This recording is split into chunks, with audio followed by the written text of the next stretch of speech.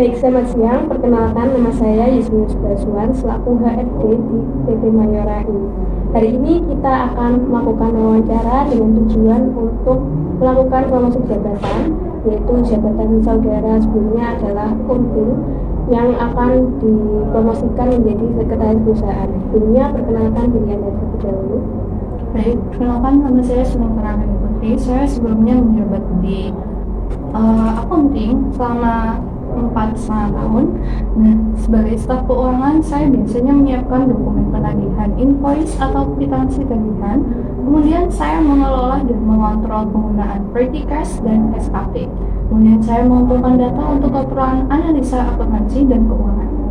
Baik, apakah Anda sudah siap untuk melakukan wawancara? Sudah siap? Baik, pertanyaan pertama yaitu, bisa Anda ceritakan situasi di mana Anda menemukan kesalahan atau ketidaksesuaian dalam laporan keuangan. Nah, bagaimana Anda menangani hal itu? Nah, baik, jadi sebelumnya saya pernah menemukan perbedaan angka pada laporan aging AP dan GL. Kemudian saya akan cek ulang invoice, GRPO, dan posting SAP. Ternyata ada posting ganda. Kemudian saya berkoordinasi dengan tim SAP untuk reversal dan membuat catatan internal sebagai pencegahan. Kemudian pendekatan tenang dan sistematis membantu untuk menjaga ketelitian. Baik. Nah, bagaimana cara Anda untuk memastikan data yang Anda gunakan dalam laporan keuangan itu akurat dan lengkap? Baik, jadi saya melakukan 3-point validation, dokumen fisik, catatan internal, dan SAP. Saya kemudian juga melakukan rekonsiliasi kecil sebelum rekonsiliasi besar serta verifikasi ke divisi terkait agar data benar-benar valid. Ceritakan pengalaman di mana Anda menemukan solusi berbeda dari prosedur biasa untuk masalah keuangan. Baik, jadi pada suatu saat ada vendor yang terlambat mengirim invoice, sementara closing mendesak. Jadi saya mengusulkan temporary accrual berdasarkan berita acara penerimaan barang. Laporan tetap akurat tanpa menunda deadline. Nah, cara ini akhirnya disetujui sebagai prosedur alternatif. Anda bisa memberikan contoh ketika Anda harus mengelola beberapa tugas accounting secara bersamaan. Bagaimana Anda menentukan prioritasnya? Nah, jadi waktu itu saya menangani invoice, petty cash, dan laporan cost analysis. Jadi saya prioritaskan berdasarkan urgensi dan dampak audit. Kemudian saya menggunakan checklist SAP dan reminder agar tidak ada yang terlewat. Nah, pernahkah Anda menghadapi tekanan besar karena tenggat waktu laporan keuangan? Bagaimana Anda tetap efektif? Pernah. Jadi pada saat itu, saat monthly closing, saya membuat timeline mikro agar tidak kewalahan. Jadi saya update progress ke atasan untuk menghindari miskomunikasi, dan hal tersebut bisa menjaga efektivitas meski tekanannya tinggi. Ceritakan saat Anda menghadapi deadline audit yang sangat ketat atau tekanan dari manajemen senior terkait laporan yang salah. Bagaimana Anda mengelola emosi dan mempertahankan kualitas pekerjaan Anda? Jadi pada saat itu auditor meminta klarifikasi transaksi yang besar, namun saya tetap tenang, memetakan data dan menghubungi divisi terkait secara sopan namun tegas. Nah, jadi laporan bisa diselesaikan tepat waktu tanpa adanya konflik. Dalam peran Anda sebelumnya, sebutkan proyek atau laporan di mana ketelitian pada detail sangat krusial. Bagaimana Anda mengatur dan mengorganisir pekerjaan Anda untuk memastikan tidak ada kesalahan? Baik, jadi petty cash harian dan rekonsiliasi AP itu sangat detail. Saya memastikan semua bukti lengkap, tanggalnya benar, nomor vouchernya tepat, dan melakukan pengecekan ulang sebelum laporan dikirim. Apa yang memotivasi Anda untuk beralih dari accounting atau keuangan ke peran sekretaris perusahaan? Langkah-langkah apa yang sudah Anda ambil untuk mengembangkan diri di luar tanggung jawab akuntansi Anda saat ini? Baik, jadi saya pribadi menyukai interaksi lintas divisi dan sering membuat laporan untuk manajemen. Saya tertarik pada fungsi koordinasi dan komunikasi formal. Saya sudah mengambil pelatihan komunikasi bisnis dan sering membantu notulen untuk rapat.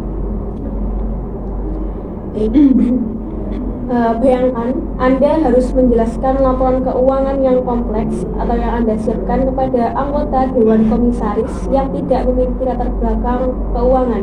Gaya komunikasi seperti apa yang Anda gunakan untuk memastikan pemahaman yang jelas dan ringkas? Baik, jadi saya akan menyederhanakan istilah teknis menggunakan analogi yang mudah dipahami dan menampilkan grafik sederhana agar esensinya dapat dipahami. Baik, ceritakan pengalaman Anda saat harus menyusun laporan analisis atau proposal anggaran yang ditujukan untuk Dewan Direksi atau manajemen senior. Bagaimana Anda memastikan tulisan Anda ringkas namun tetap meyakinkan dan didukung oleh data? Baik, jadi saya membuat analisis biaya dengan fokus angka, kunci, dan tren. Format ringkas dan profesional membantu divisi memahami inti tanpa penjelasan yang panjang. Nah, dalam rapat di mana terdapat banyak pandangan berbeda dan bahkan konflik yang terjadi. Nah, bagaimana Anda memastikan Anda itu memahami sepenuhnya sudut pandang semua pihak? Berikan contoh saat Anda harus mengajukan pertanyaan untuk mendapatkan kejelasan yang penting bagi kesimpulan rapat. Baik, jadi saya akan mencatat poin dari setiap sudut pandang setiap orang. Lalu saya akan mengajukan pertanyaan klarifikasi agar benar-benar memahami maksud mereka sebelum menyimpulkan. Seperti itu. Di keuangan, Anda mungkin menemukan bahwa salah satu departemen melampaui batas anggaran atau over budget secara signifikan. Ceritakan saat Anda harus meyakinkan kepala departemen tersebut untuk segera melakukan penyesuaian anggaran atau mengurangi pengeluaran. Bagaimana Anda menyajikan argumen Anda? Baik, jadi waktu itu saya pernah harus meminta penyesuaian anggaran divisi dengan data faktual dan opsi efisiensi. Nah, saya sampaikan risiko dan solusi tanpa memaksa. Pendekatan berbasis data membuat mereka menerima penyesuaian. Nah, di accounting seringkali Anda harus meminta dokumen atau klarifikasi yang mendesak dari departemen lain yang mungkin sedang sibuk. Ceritakan saat Anda berhasil mempertahankan hubungan kerja yang positif dengan rekan kerja dari departemen yang sering Anda tagih atau meminta pertanggungjawaban keuangannya. Dalam peran Anda sebelumnya, ceritakan saat Anda harus memimpin atau membimbing rekan kerja atau anggota tim yang kurang berpengalaman. Bagaimana Anda memberikan feedback dan menciptakan tujuan yang sejalan dengan visi perusahaan? Baik, jadi saya selalu memberikan konteks saat meminta dokumen dan mengucapkan terima kasih. Ini membuat hubungan dengan HR dan production semakin responsif dan positif. Jelaskan situasi ketika terjadi kesalahpahaman atau konflik informasi antara Departemen Keuangan dan departemen lain, misalnya seperti legal atau HR, yang mengancam tujuan bersama. Bagaimana Anda berkomunikasi dan berkoordinasi untuk menyelesaikan masalah dan memulihkan semangat tim? Baik, jadi waktu itu saya membantu staf baru memahami SAP dengan contoh nyata dan checklist. Saya akan memberikan feedback baik secara bertahap. Kemudian setelah beberapa minggu, ia akan menjalankan tugasnya secara mandiri.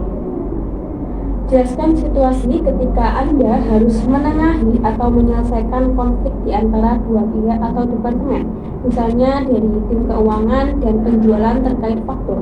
Bagaimana Anda memastikan resolusi yang konstruktif sambil mempertahankan hubungan kerja yang baik? Baik, jadi waktu itu pernah ada perbedaan interpretasi biaya lembur antara HR dan keuangan. Jadi saya kumpulkan data dari kedua belah pihak, kemudian menjelaskan perbedaannya dan bersama membuat formula baru yang akan disepakati, yang telah disepakati. Baik, terima kasih.